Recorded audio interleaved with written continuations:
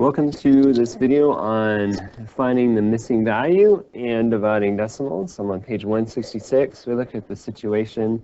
It's based on this formula V equals B times H, meaning volume equals the area of the base times the height. But in this situation, they do something strange. They give us the volume, and then they give us the area of the base, and we need to find the height. So it's a little bit like algebra.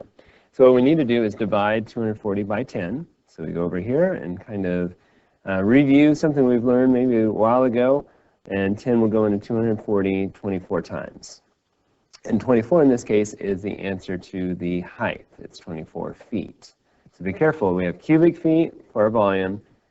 We have 10 feet squared, or square feet for the area, and then 24 feet for the height.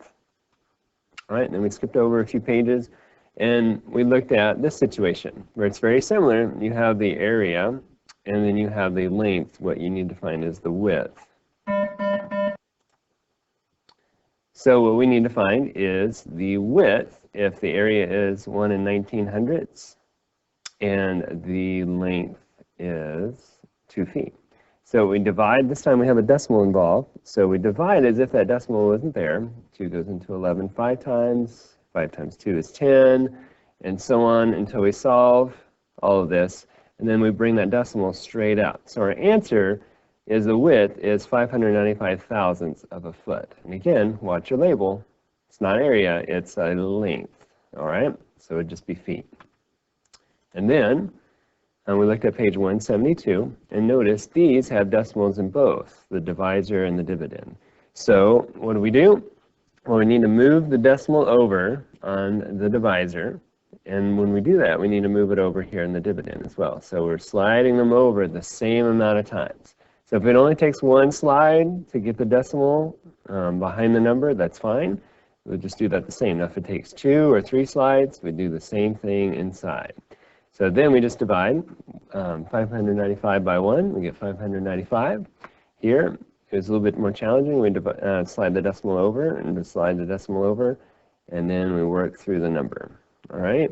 Remember to bring the decimal straight up from its new spot. All right? So I'll let you see what I have down there. For time's sake, I'm just going to keep going. All right.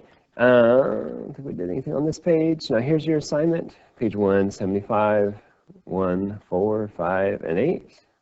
Now, I'd highly recommend you work these in another space where you have more room, and pay very close attention to this round to the nearest hundredth. Now, some of these numbers might end in the hundredth, and you're fine. You don't have to do any rounding. But if it keeps going and going and going, you keep dropping zeros down, and it does not come out evenly, that's when this is going to come into play. All right?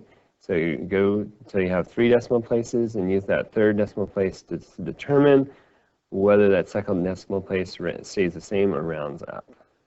All right, thank you for watching. Okay.